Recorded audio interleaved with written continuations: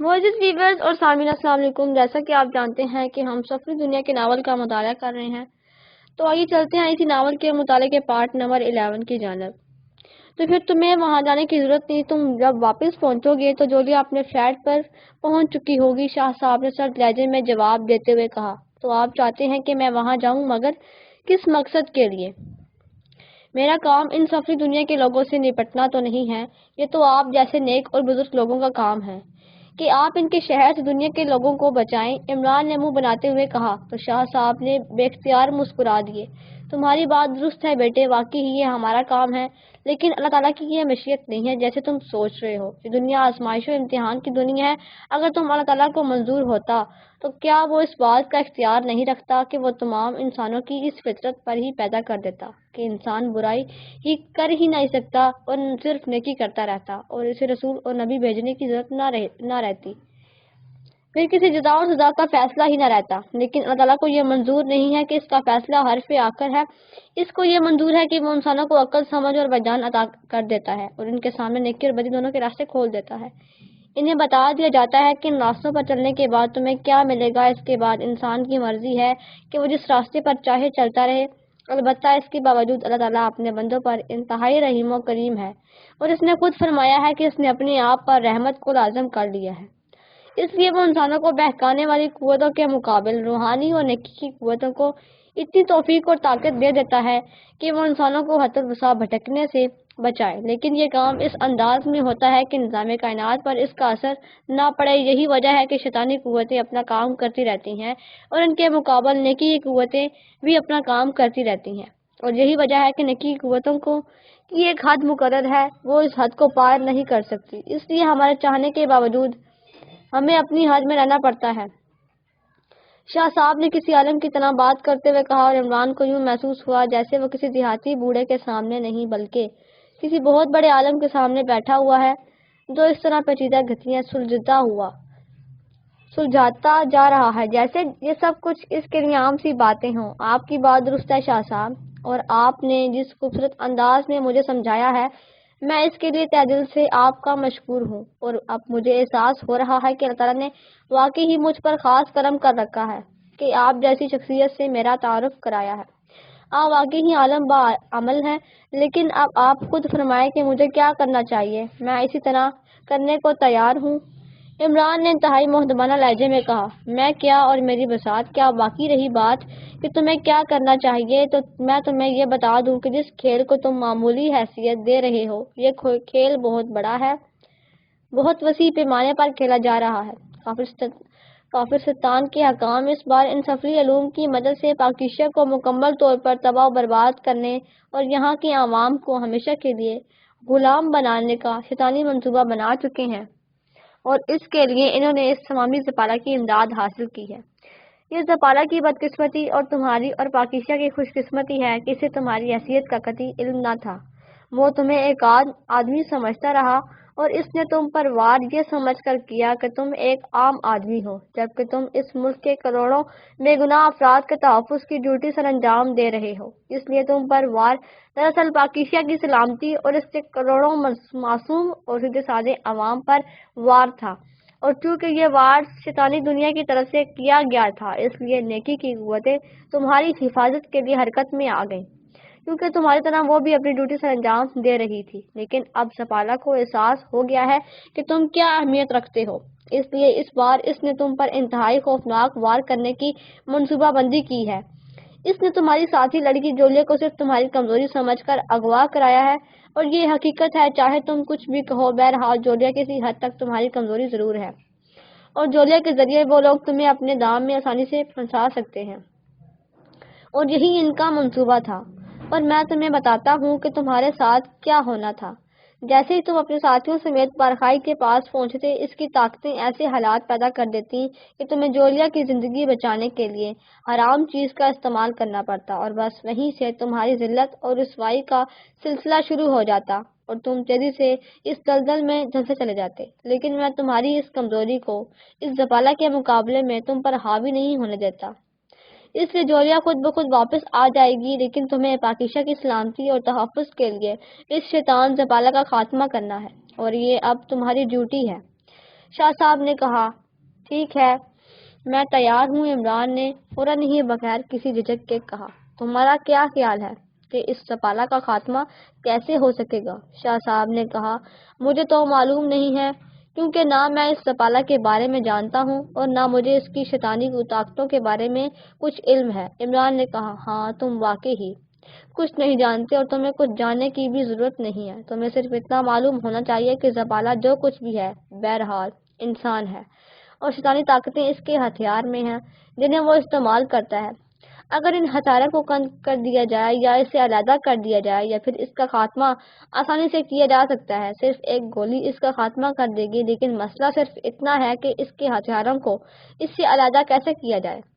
تو اس کے لیے تمہیں اپنی ذہانت استعمال کرنا پڑے گی، تم جو طریقہ چاہو استعمال کر سکتے ہو، میں تمہاری صرف اتنی مدد کر سکتا ہوں کہ تمہیں وہاں اس زبالہ کا ایک رازداں دوست مہیا کر دوں، اور یہ رازداں دوست ہے وہی بابا بارخائی۔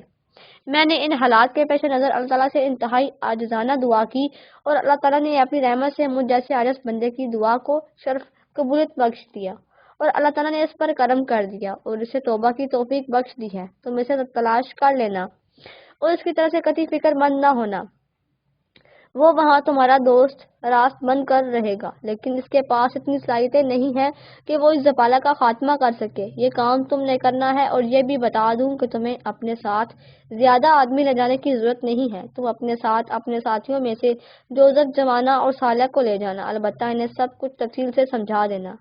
تم نے وہاں بالکل اس طرح کام کرنا ہے جس طرح کوئی سپہ سالار کام کرتا ہے، باقی اللہ تعالیٰ کی رحمت کی ہر وقت دعا کرتے رہنا، انشاءاللہ تم کامیاب و کامران واپس آؤ گے۔ شاہ صاحب نے تفصیل اور سنجیدگی سے بات کرتے ہوئے کہا ٹھیک ہے شاہ صاحب، میں اللہ تعالیٰ کی مدد اور نصرت سے اس شیطان کا خاتمہ کر کے ہی لوٹوں گا انشاءاللہ۔ عمران نے کہا اللہ تعالیٰ کی مدد اور نصرت یعنی یقیناً تمہارے ساتھ ہوگی، بس اتنی بات یاد رکھنا کہ اس میں انتہائی نازک مقامات آئیں گے اور تم نے ان مقامات پر اپنے آپ کو سنبھالنا ہے، اور بس باقی مجھے یقین ہے کہ تمہارے اندر اس قدر ذہنی صلاحیتیں ہیں کہ تم اس شیطان کی تمام چالوں کو ناکام کر سکتے ہو۔ میں بہرحال تمہارے لیے دعا کرتا رہوں گا، شاہ صاحب نے مسکراتے ہوئے کہا۔ یہ آپ کی مہربانی ہوگی، عمران نے جواب دیا۔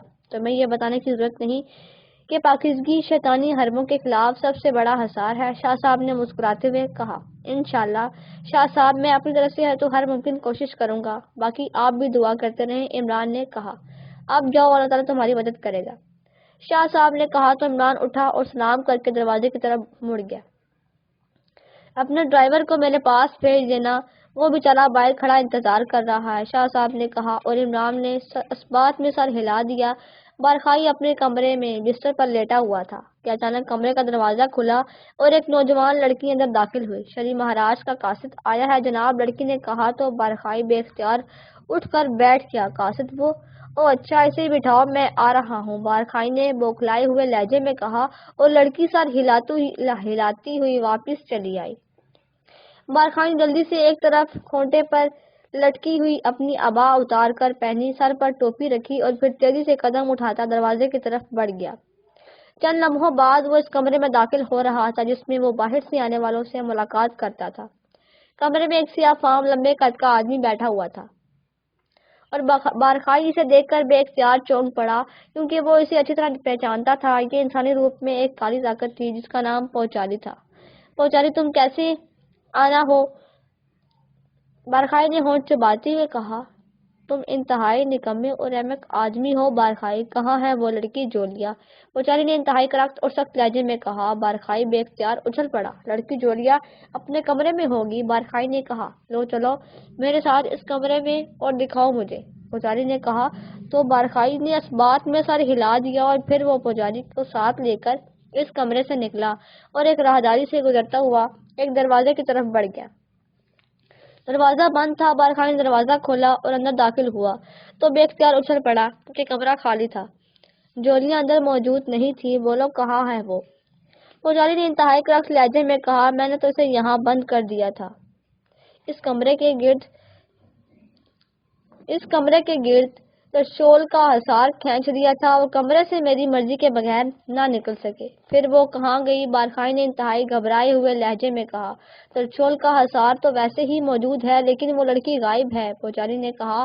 اسی بات پر تو میں حیران ہوں، لڑکی ترشول کے حصار سے تو نکل ہی نہیں سکتی، تو پھر وہ کہاں جا سکتی ہے؟ بارکھائی نے انتہائی حیرت بھرے لہجے میں کہا۔ اس کا انداز ایسا تھا جیسے اسے اپنی آنکھوں پر یقین نہ آ رہا ہو کہ کمرہ واقعی ہی خالی ہے۔ وہ لڑکی تمہاری ترشول کے حصار کے باوجود واپس پاکیشیا پہنچ چکی ہے اور اب تو اسے کسی صورت بھی واپس نہیں لا سکتے، کیونکہ تمہیں معلوم ہے کہ ترشول کے حصار کو توڑ کر جانے والا تمہاری بساط سے باہر ہو جاتا ہے، پجاری نے کہا۔ لیکن یہ کیسے ہوا؟ اس لڑکی میں ایسی شکتی نہیں تھی، میں نے تو دیکھ لیا تھا، بارکھائی نے ہونٹ چباتے ہوئے کہا۔ اس لڑکی میں واقعی ہی کوئی شکتی نہیں تھی، لیکن تمہیں معلوم تھا کہ اس کے پیچھے روشنی والے کام کر رہے ہیں۔ وہ اسے لے گئے ہیں، پتہ ہے کیسے لے گئے ہیں؟ پجاری نے کہا۔ روشنی والے؟ اگر اسے لے جاتے تو لازماً ترشول کا حصار توڑ کر لے جاتے، لیکن ترشول کا حصار تو ویسے ہی قائم ہے، بارکھائی نے انتہائی الجھے ہوئے لہجے میں کہا۔ یہ سب تمہاری وجہ سے ہوا ہے، تم نے صرف اس دروازے پر ترشول کا حصار کیا تھا، لیکن تم نے اس کھڑکی پر حصار نہیں کیا تھا۔ بولو کیا تھا، پجاری نے کہا۔ کھڑکی میں تو لوہے کی سلاخیں لگی ہوئی ہیں، وہاں حصار کی کیا ضرورت تھی؟ بارکھائی نے کہا۔ اب دیکھ کہاں ہیں وہ سلاخیں، پجاری نے کہا تو بارکھائی تیزی سے عقبی دیوار میں موجود کھڑکی کی طرف بڑھ گیا جو بند تھی۔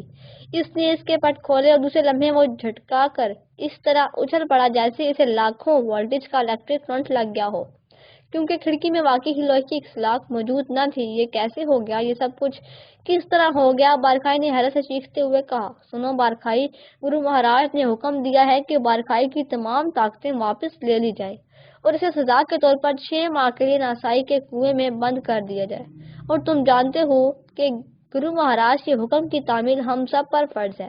اب بولو، کیا تم خود ناسائی کے کنویں میں بند ہونے کے لیے تیار ہو یا پھر میں اپنا کام دکھاؤں؟ پجاری نے کرخت لہجے میں کہا۔ نن ناسائی کنواں، مگر وہ یہ انتہائی خوفناک سزا ہے۔ او پجاری، مجھے مہاراج سے معافی دلا دو، بارکھائی نے بری طرح ہکلاتے ہوئے کہا۔ وہ پجاری کے سامنے اس طرح جھک گیا تھا جس طرح غلام آقا کے سامنے جھک جاتا ہے۔ معافی 6 بعد ملے گی بارکھائی؟ یہ تو تمہیں یوں سمجھو سزا ہی نہیں ملی، گرو مہاراج نے تم پر رحم کیا ہے، ورنہ تو تمہاری ایک ایک ہڈی کتوں کے سامنے ڈال دی جاتی۔ تم نے گرو مہاراج کا سارا منصوبہ اپنی غفلت کی وجہ سے تلپٹ کر دیا ہے، پجاری نے کہا، اور اس کے ساتھ اس نے ہاتھ بڑھا کر بارکھائی کی گردن پکڑی اور بارکھائی کو یوں محسوس ہوا جیسے اس کی گردن کسی آہنی شکنجے میں پھنس گئی ہو۔ اس کا سانس رک گیا تھا اور اس کے ساتھ اس کا ذہن تاریکی میں ڈوبتا چلا گیا۔ پھر جب اس کے جسم پر بار بار درد کی تیز لہریں سی دوڑنے لگی تو اس کے ذہن پر یکلخت روشنی کے جھماکے سے ہونے لگے اور اس کی آنکھیں ایک جھٹکے سے کھلی۔ دوسرے لمحے اسے یوں محسوس ہوا جیسے اس کے پورے جسم میں ہر جگہ لوہے کی گرم سلاخیں داغی جا رہی ہوں۔ وہ تیزی سے اٹھ کر بیٹھا ہی تھا کہ بے اختیار اچھل کر کھڑا ہو گیا۔ اس کے جسم پر چھوٹے چھوٹے سیاہ رنگ کے بچھو چمٹے ہوئے تھے جو مسلسل سے ڈنگ مار رہے تھے۔ بارکھائی نے بے اختیار خوفناک انداز میں چیخنا شروع کر دیا۔ وہ اپنے کپڑے جھاڑ رہا تھا، اچھل رہا تھا، لیکن ڈنگ اسے مسلسل لگ رہے تھے۔ اس کنویں میں ہزاروں لاکھوں کی تعداد میں چھوٹے چھوٹے سیاہ بچھو موجود تھے۔ بارکھائی کی حالت ان کے مسلسل ڈنگ لگنے سے لمحہ بہ لمحہ بد سے بدتر ہوتی چلی جا رہی تھی، اور پھر اس نے ان بچھوؤں سے نجات کے لیے بے اختیار اپنے کپڑے اتار پھینکے، کیونکہ بچھو اس کے کپڑوں کے اندر موجود تھے، اور پھر جیسے جیسے بچھوؤں کو نوچ نوچ کر پھینکتا، اس سے زیادہ تعداد میں بچھو اس کے جسم پر چڑھ جاتے، اور چند لمحوں بعد درد کی شدت سے ایک بار پھر بارکھائی کے ذہن پر سیاہ چادر سی پھیلتی چلے گی۔ پھر یہ چادر جب سرکی تو اس کے جسم پر کوئی بچھو موجود نہ تھا، اور نہ ہی اس جگہ پر کوئی بچھو موجود تھا جس کے کپڑے بھی ایک طرف پڑے ہوئے تھے۔ اس نے دیکھا کہ وہ پرانے سے ایک کنویں کی تہہ میں موجود تھا۔ کنواں بے حد گہرا تھا اور کافی اوپر اسے آسمان نظر آ رہا تھا۔ دن کی روشنی مدھم ہو رہی تھی اور آج شام ہونے والی تھی۔ یہ میں کس عذاب میں پھنس گیا ہوں، بارکھائی کے منہ سے بے اختیار نکلا۔ وہ اٹھ کر کھڑا ہو گیا اور اس نے آگے بڑھ کر اپنے کپڑے اٹھائے اور انہیں جھٹک جھٹک کر دیکھنے لگا، لیکن وہاں ایک بھی بچھو نہ تھا۔ اس نے جلدی سے کپڑے پہنے اور اس نے اس کنویں سے نکلنے کا فیصلہ کیا، لیکن کنویں کی دیواریں نہ صرف بے حد چکنی تھی بلکہ یوں لگتا تھا جیسے دیواروں پر باقاعدہ چکنائی لگائی گئی ہو۔ یہ تو ابھی صرف ابتدا ہے، بارکھائی، اچانک کسی اوپر کنویں کی منڈیر سے پجاری کی آواز سنائی دی۔ تو اس نے بے اختیار اوپر کی طرف دیکھا۔ پجاری کی مکروہ شکل اسے اندھیرے سے نیچے جھانکتی ہوئی دکھائی دے رہی تھی۔ اس کے چہرے پر شیطانیت تھی اور وہ بڑے مکروہ انداز میں مسکرا رہا تھا۔ مجھے باہر نکالو، میں مر جاؤں گا، مجھے باہر نکالو، میں گرو مہاراج سے معافی مانگ لوں گا، مجھے باہر نکالو، میں خود جا کر اس لڑکی کو دوبارہ اٹھا کر لے آؤں گا، مجھے باہر نکالو۔ بارخائی نے بے اختیار گھیاتے ہوئے لہجے میں کہا۔ کیوں رو پیٹ رہے ہو؟ تمہیں تو معلوم ہے کہ گرو مہاراج کا فیصلہ آخری ہوتا ہے، اس میں کوئی رد و بدل نہیں کر سکتا، اور ابھی تو ابتدا ہے۔ روزانہ دن نکلتے ہی ان سیاہ بچھو کی طرح نئی سے نئی بلائیں تمہارا جسم نوچیں گی، تم رو گے، پیٹو گے، چیخو گے، بار بار بے ہوش ہوگے، بار بار ہوش میں آؤ گے، لیکن تم مر نہ سکو گے، صرف تڑپتے رہو گے، یہی تمہاری سزا ہے، تمہیں بہرحال 6 ماہ گزارنے پڑیں گے، پجاری نے کہا، اور اس کے ساتھ اس کا چہرہ منڈیر سے غائب ہو گیا۔ بارخائی کی حالت یہ سوچ کر تباہ ہو رہی تھی کہ اس کے ساتھ 6 ماہ تک کیا ہوگا۔ اس نے بے اختیار رونا شروع کر دیا، لیکن ظاہر ہے جہاں اس کی سننے والا کوئی نہ تھا۔ اس کے ذہن میں بار بار پجاری کی بات گونج رہی تھی کہ تم مر نہ سکو گے، صرف عذاب سہو گے، اور اس کے ساتھ ہی اسے یاد آ گیا کہ جہنم کے بارے میں بھی یہی بتایا گیا ہے کہ وہاں موت نہیں ہوگی، صرف عذاب ہوگا۔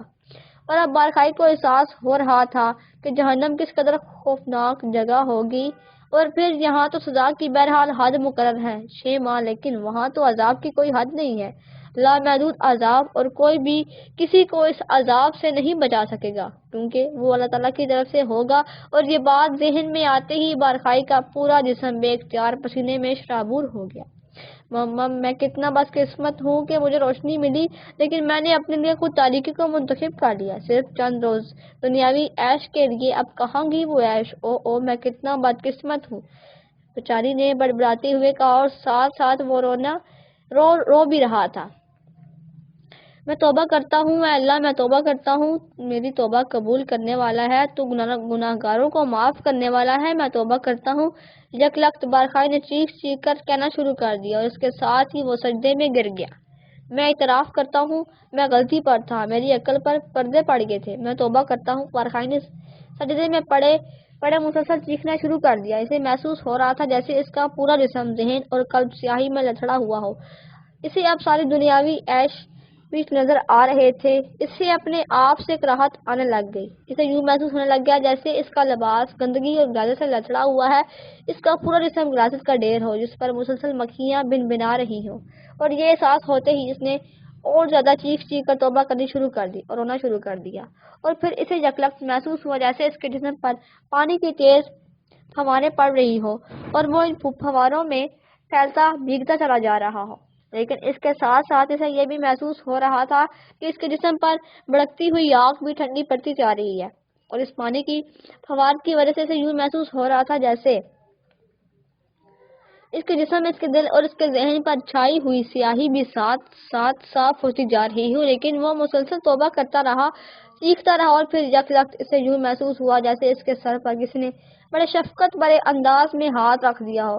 وہ ایک جھٹکا کھا کر سیدھا ہوا، لیکن وہاں کچھ بھی نہ تھا، البتہ اوپر آسمان سیاہ ہو چکا تھا اور تارے چمکتے ہوئے اسے صاف دکھائی دینے لگ گئے تھے، لیکن اسے اپنے اندر بڑی عجیب سی روشنی محسوس ہونے لگ گئی تھی، جیسے 14ویں رات کی کومل چاندنی ہو، اور اس نے بے اختیار لمحے لمحے سانس لینے شروع کر دیے۔ مبارک ہو بارخائی! اچانک اسے کنویں کی منڈیر سے ایک انسانی آواز سنائی دی، تو وہ بے اختیار اچھل کر کھڑا ہو گیا۔ اس نے سر اوپر اٹھایا، کون ہے؟ کون بول رہا ہے؟ بارخائی نے چیختے ہوئے کہا، مبارک ہو بارخائی! اللہ تعالیٰ نے تمہاری توبہ قبول فرما لی ہے، میں رسی نیچے ڈال رہا ہوں، تم رسی کو پکڑ کر اوپر آ جاؤ، پھر مزید باتیں ہوں گی۔ وہی آواز سنائی دی، لیکن کسی کا چہرہ نظر نہ آ رہا تھا۔ بارخائی کے کانوں میں جیسے ہی یہ بات پڑی کہ اس کی توبہ قبول ہو چکی ہے، وہ بے اختیار ایک بار پھر سجدے میں گر گیا۔ یا اللہ، یا غفور، یا رحیم، میں تیرا کتنا شکر ادا کروں، تو واقعی گناہگاروں پر رحم کرنے والا ہے، تو نے مجھ جیسے سیاہکار گناہگار اور بدبخت کو معاف کر دیا ہے، تو نے میری توبہ قبول کر لی ہے۔ یا اللہ، تو واقعی ہی رحیم و کریم ہے، تو لا شریک ہے، مجھے توبہ کرنے کی توفیق بھی تو نے ہی بخشی ہے، میں کیسے تیرا شکر ادا کروں، میں تیرا شکر قیامت تک بھی ادا کرتا رہوں تب بھی نہیں کر سکتا۔ بارخائی سجدے میں پڑا مسلسل بولتا چلا جا رہا تھا۔ الفاظ اس کے منہ سے اس طرح نکل رہے تھے جیسے اس کے حلق میں الفاظ بنانے والا کوئی خودکار فیکٹری لگ گئی ہو اور الفاظ اس فیکٹری میں تیار ہو کر اس کے زبان سے پھنس کر باہر نکلتے چلے آ رہے ہوں، لیکن اس کے دل و دماغ کی کیفیات بھی ان الفاظ کے ساتھ مکمل طور پر ہم آہنگ تھی۔ رسی پکڑ لو بارکھائی، ایک بار پھر وہی آواز سنائی دی اور بارکھائی نے سجدے سے سر اٹھایا، اس کا چہرہ آنکھوں سے نکلنے والے آنسوں سے تر ہو چکا تھا۔ مجھے یقین نہیں آ رہا میں اس قدر خوش قسمت بھی ہو سکتا ہوں کہ اللہ نے میری توبہ قبول کر لی ہے۔ یعنی تو بہت رحیم ہے، تمہاری رحمت اور تمہارے کرم کی کوئی حد نہیں ہے۔ بارکھائی نے طویل سانس لیتے ہوئے کہا اور پھر اٹھ کر کھڑا ہو گیا۔ رسی واقعی کنویں کی منڈیر سے لٹک کر اس تک پہنچ رہی تھی، اس پر جگہ جگہ کانٹے لگی ہوئی تھی۔ آ جاؤ بارکھائی، جلدی کرو، اوپر سے آواز سنائی دی۔ بارکھائی نے رسی پکڑی اور اوپر چڑھنے لگ گیا۔ ہوائی جہاز کے اندر خاموشی طاری تھی۔ بیشتر مسافر سیٹوں پر سر ٹکائے آنکھیں بند کیے اونگ رہے تھے، جبکہ کئی مسافر سیٹ کی مخصوص لائٹ جلا کر رسالے اور کتابیں پڑھنے میں مصروف تھے۔ جہاز میں عمران اور اس کے ساتھی موجود تھے۔ عمران کے ساتھ والی سیٹ پر ثانیہ موجود تھی۔ عقبی سیٹ پر جوانا اور جوزف اکٹھے بیٹھے ہوئے تھے۔ جہاز پاکیشا کے دارالحکومت سے تاباد کے دارالحکومت لاسکر جا رہا تھا۔ پاکیشا سے جہاز کو روانہ ہوئے 6 گھنٹے گزر چکے تھے اور ابھی 1 گھنٹے کا سفر باقی تھا۔ چونکہ یہ فلائٹ رات کی تھی، اس لیے ہر شخص اونگ رہا تھا۔ جہاز کے اندر کی لائٹیں بھی بجھا دی گئی تھیں، اس لیے ماحول پر ہلکا ہلکا اندھیرا چھایا ہوا تھا۔ عمران سیٹ سے سر ٹکائے خراٹے لے رہا تھا، جبکہ ثانیہ ایک رسالہ پڑھنے میں مصروف تھی۔ جہاز کی روانگی سے لے کر اب تک عمران مسلسل خراٹے لیے چلا جا رہا تھا۔ ثانیہ نے کئی بار اس سے بات کرنے کی کوشش کی، لیکن عمران نے جب کوئی جواب نہ دیا تو وہ خاموش ہو گئی۔ 1 آدھ گھنٹے تک وہ بھی اونگتی رہی اور پھر اس نے رسالہ پڑھنا شروع کر دیا، لیکن اس کا انداز بتا رہا تھا کہ وہ مسلسل بے چین اور مضطرب ہے، جبکہ عقبی سیٹ پر موجود جوزف اور جوانا دونوں مسلسل باتوں میں مصروف تھے، لیکن وہ کیا باتیں کر رہے تھے یہ ثانیہ کو معلوم نہ تھا۔ بس ان کی ہلکی ہلکی آوازیں اس کے کانوں میں مسلسل پڑ رہی تھیں۔ جوانا اچانک ثانیہ نے مڑ کر جوانا سے مخاطب ہو کر کہا، یس مس۔ جوانا نے چونک کر ثانیہ کی طرف دیکھتے ہوئے کہا، کیا تم مجھ سے باتیں کر نہیں سکتے؟ ثانیہ نے کہا، آپ سے کیا باتیں کروں مس؟ جوانا نے ہنستے ہوئے کہا، جو مرضی آئے بات کرو، لیکن بات ضرور کرو، میں مر جانے کی حد تک بور ہو گئی ہوں۔ عمران صاحب تو اس طرح سو رہے ہیں جیسے گھوڑے بیچ کر سوئے ہوں۔ ثانیہ نے جھلائے ہوئے لہجے میں کہا، آپ ہی سو جائیں۔ جوانا نے مسکراتے ہوئے کہا، اس کے خراٹوں کی وجہ سے مجھے نیند نہیں آ رہی۔ ثانیہ نے کہا، ایک بار میں بھی آپ کی طرح پریشان ہوا تھا، مجھے حیرت تھی کہ آخر اس طرح مسلسل کس طرح کھراٹے لیے جا سکتے ہیں جیسے گلے میں مشین فٹ ہو۔ بعد میں پتہ چلا کہ ماسٹر تو جاگ رہے تھے اور مجھے یقین ہے کہ اب بھی ماسٹر جاگ رہے ہوں گے۔ جوانا نے مسکراتے ہوئے کہا، یہ کیسے ممکن ہے کہ جاگتا ہوا آدمی اس طرح مسلسل کئی گھنٹے تک کھراٹے لیتا رہے؟ ثانیہ نے منہ بناتے ہوئے کہا، مس بوس چاہے تو ساری عمر کھراٹے لے سکتے ہیں، آپ گھنٹوں کی بات کر رہی ہو۔ البتہ مجھے حیرت اس بات کی ہے کہ آخر بوس آپ کو کیوں ساتھ لے آئے ہیں۔ اس بار جوزف نے کہا، مجھے کیوں نہیں ساتھ لا سکتے؟ تم نے یہ بات کیسے سوچی؟ ثانیہ نے قدرے اکھڑے ہوئے لہجے میں کہا، اس لیے مس کہ جس دنیا میں ہم جا رہے ہیں وہاں عورتیں سب سے آسان شکار ہوتی ہیں۔ جوزف نے منہ بناتے ہوئے کہا، کیا تمہارا دماغ بلندی پر کام کرنا چھوڑ گیا ہے؟ ہم تابات جا رہے ہیں اور تابات اب ایک جدید ملک ہے، وہاں انسانوں کا شکار نہیں کیا جاتا۔ ثانیہ نے بگڑے ہوئے لہجے میں کہا، میں تابات کی بات نہیں کر رہا، میں تو 4 سینگوں والے شیطان کی بات کر رہا ہوں۔ جوزف نے منہ بناتے ہوئے کہا۔ پھر اس سے پہلے کہ ثانیہ کوئی جواب دیتی، اچانک ایک ایئر ہوسٹس اس کے قریب آ کر رکی۔ آپ میں سے علی عمران صاحب کون ہے؟ ایئر ہوسٹس نے ثانیہ سے مخاطب ہو کر کہا تو ثانیہ چونک کر اسے دیکھنے لگی۔ علی عمران تو یہ ہے جو سو رہے ہیں، ثانیہ نے عمران کی طرف اشارہ کرتے ہوئے کہا، ان کی فون کال ہے پاکیشا دارالحکومت سے۔ ایئر ہوسٹس نے کہا، میں ان کی ساتھی ہوں، میں سن لیتی ہوں۔ ثانیہ نے اٹھنے کی کوشش کرتے ہوئے کہا، میں خراٹے منہ سے لے رہا ہوں، کانوں سے نہیں، میرے کان فارغ ہیں اور مجھے سمجھ نہیں آ رہی تھی کہ میں انہیں کس کام پر لگاؤں، چلو اب فون کال ہی سن لیتا ہوں۔ اچانک عمران نے کہا اور دوسرے لمحے وہ اٹھ کر تیز تیز قدم اٹھاتا ہوا اس طرف بڑھ گیا جہاں فون کیبن علیحدہ بنا ہوا تھا۔ ثانیہ عمران کی بات سن کر اور اسے جاتے دیکھ کر حیران رہ گئی، کیونکہ عمران جس طرح بات کی تھی، وہ جس طرح وہ اٹھ کر کیبن کی طرف جا رہا تھا، اس سے کسی طرح بھی یہ ظاہر نہ ہوتا تھا کہ عمران اتنے طویل عرصے سے سو رہا تھا۔ حیرت ہے اس پر تو نیند کا ذرا برابر بھی اثر نہیں ہوا۔ ثانیہ نے حیرت بھرے لہجے میں کہا، ماسٹر سو رہے ہوں تو نیند کا اثر بھی ہو۔ جوانا نے ہنستے ہوئے کہا اور ثالیہ ہونٹ بھیج کر رہ گئی۔ تھوڑی دیر بعد عمران واپس آیا اور سیٹ پر بیٹھ کر اس نے سر سیٹ کی پوچھ سے ٹکایا اور دوسرے لمحے اس کے خراٹے بالکل اسی طرح شروع ہو گئے جیسے پہلے تھے۔ عمران صاحب پلیز، ثالیہ نے عمران سے مخاطب ہو کر کہا۔ صاحب جیسی مخلوق کبھی پلیز ہو نہیں سکتی، اس لیے تو یا تو صاحب کہو یا پھر پلیز نہ کہو، عمران نے جواب دیا۔ میں مر جانے کی حد تک بور ہو رہی ہوں، ثالیہ نے جھلائے ہوئے لہجے میں کہا۔ جب حد کراس کر لو تو مجھے بتا دینا، میں یہاں اس کا پورا نظام ہوتا ہے، عمران نے اس طرح آنکھیں بند کیے جواب دیا۔ کیا مطلب، کیسا انتظام، ثالیہ نے حیران ہو کر کہا۔ حد پار ہو جانے کے بعد کا زمین پر تو کفن دفن ہوتا ہے لیکن یہاں ایسا کچھ نہیں ہوتا، بس اٹھایا اور نیچے پھینک دیا، اللہ خیر صلاح، عمران نے جواب دیا۔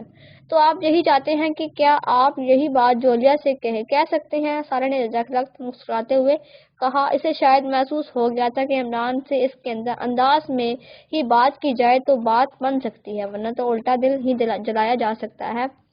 جولیا میں یہی تو خوبی ہے کہ وہ حد کراس نہیں کرتی، عمران نے جواب دیا۔ تو آپ کا مطلب ہے کہ میں حد کراس کر سکتی ہوں، ثالیہ نے مسکراتے ہوئے کہا۔ یہ تو صفدر سے پوچھنا پڑے گا، وہی بتا سکتا ہے، عمران نے جواب دیا۔ آپ کا نام مس ثالیہ ہے، اسی لمحے ایئر ہوسٹس نے ثالیہ کے قریب آ کر مسکراتے ہوئے کہا۔ ہاں کیوں، ثالیہ نے چونک کر کہا۔ آپ کا فون ہے، ایئر ہوسٹس نے کہا اور واپس مڑ گئی۔ ثالیہ کے چہرے پر انتہائی حیرت کے تاثرات ابھر آئے، لیکن وہ پلک جھپکنے میں اٹھی اور تیزی سے فون کیبن کی طرف بڑھ گئی۔ اس نے میز پر رکھا ہوا فون اٹھایا اور اس کا بٹن آن کر دیا۔ ہیلو، ثالیہ بول رہی ہوں، ثالیہ نے کہا۔ چیف از دس سائڈ، دوسری طرف سے چیف ایکسٹو کی مخصوص آواز سنائی دی تو ثالیہ بے اختیار چونک پڑی۔ یس سر، ثالیہ نے انتہائی مؤدبانہ لہجے میں کہا۔ تمہیں یہ اطلاع دینے کے لیے کال کی ہے کہ جولیا اپنے طور پر اغوا کرنے والوں کی قید سے رہا ہو کر پاکیزہ پہنچ گئی ہے اور جس مشن کے لیے تمہیں عمران کے ساتھ بھیجا جا رہا تھا وہ ختم ہو گیا ہے۔ عمران کو بھی جولیا کی واپسی کی اطلاع دے دی گئی ہے اور ساتھ ہی اسے یہ بھی بتا دیا گیا ہے کہ تمہیں کس مشن پر اس کے ساتھ بھیجا جا رہا تھا، اس لیے میں نے اسے حکم دے دیا تھا کہ تابات پہنچ کر وہ تمہیں واپس بھجوا دے، کیونکہ اب عمران کی اس مشن سے سیکرٹ سروس کو کوئی دلچسپی نہیں رہی، لیکن عمران درخواست کی ہے کہ تم اس کی مدد کر سکتی ہو، اس لیے تمہیں ساتھ رہنے کی اجازت دی جائے اور میں نے عمران کی درخواست منظور کر لی ہے، اس لیے اب تم عمران کے ساتھ اس کے معاون کے طور پر رہو گی، لیکن ہر طرح سے محتاط رہنا کیونکہ تم سیکرٹ سروس کی ممبر ہو، اس لیے تمہارا تحفظ اور تمہاری زندگی سے مجھے دلچسپی ہے۔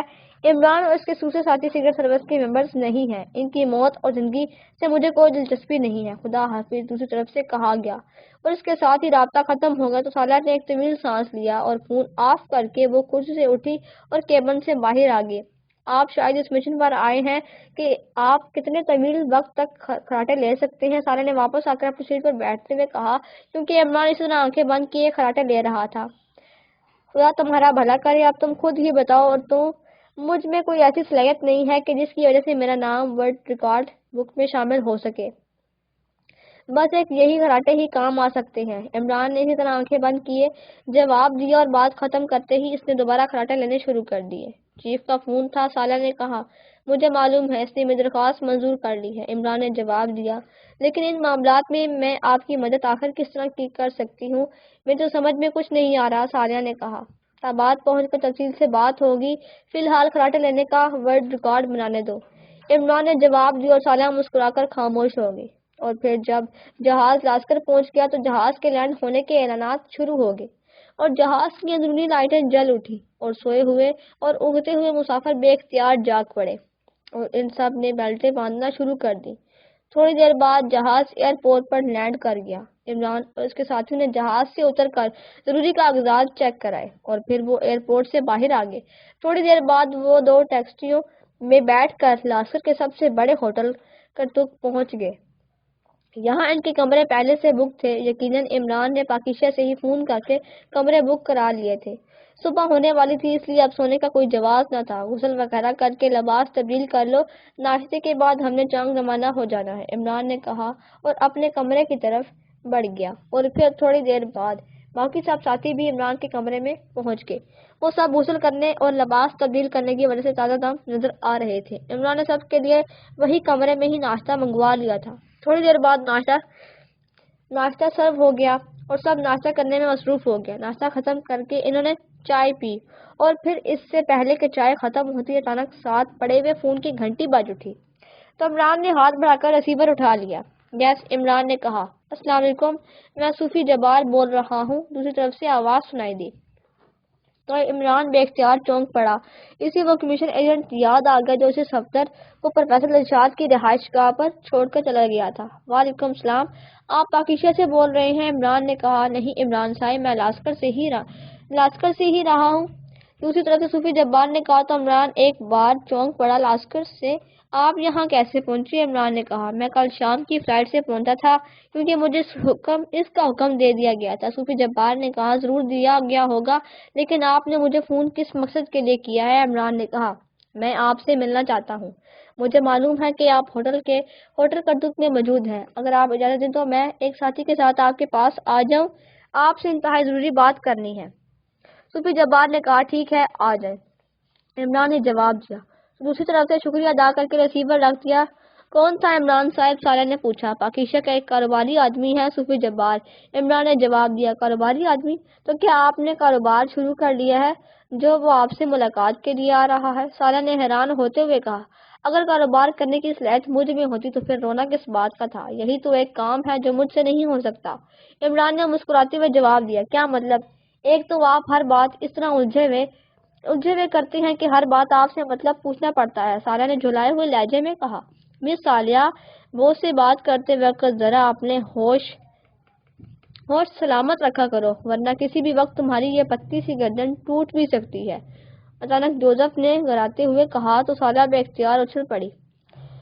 क्या मतलब? क्या तुम मुझे धमकी दे रहे हो? मुझे तुम्हें मालूम है कि मैं कौन हूँ? साला ने यकलख्त इंतहाई गसीरे लहजे में कहा। तुम जो कोई भी हो, मुझे इसकी परवाह नहीं है। बस जो कुछ मैंने कहा इसका ख्याल रखा करो। जोसेफ ने पहले की तरह मुंह बनाते हुए कहा। बस बस, लड़ाई बंद। जोसेफ, साला मेरी छोटी बहन है। वो छोटी बहन बड़े भाई के साथ लॉर्ड करती रहती है, तुम्हें बुरा मनाने की जरूरत नहीं है। इमरान ने मुस्कुराते हुए कहा।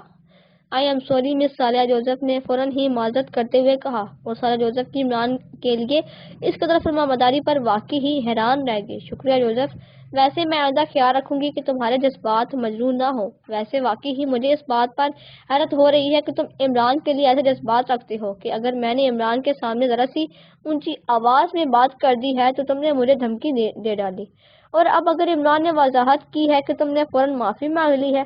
सारा ने हैरत भरे लहजे में कहा। जोसेफ, तो अभी मेरे बारे में खासा सख्त दिल हो गया है कि अब सिर्फ धमकी ही देता है, वरना पहले तो ये बात करने की बजाय गोली मार दिया करता था। इमरान ने मुस्कुराते हुए कहा। बॉस, आपका ही हुक्म है कि मैं गोली ना मारा करूं, वरना हकीकत यही है कि मेरा दिल अब भी यही चाहा था कि मिसाला को या तो गोली मार दी जाए। जोसेफ ने मुंह बनाते हुए कहा, और इमरान के साथ मुसाला भी बेख्तियार उछल पड़ी। और फिर इसके पहले कि इनके दरमियान कोई बात होती, दरवाजे पर दस्तक की आवाज सुनाई दी।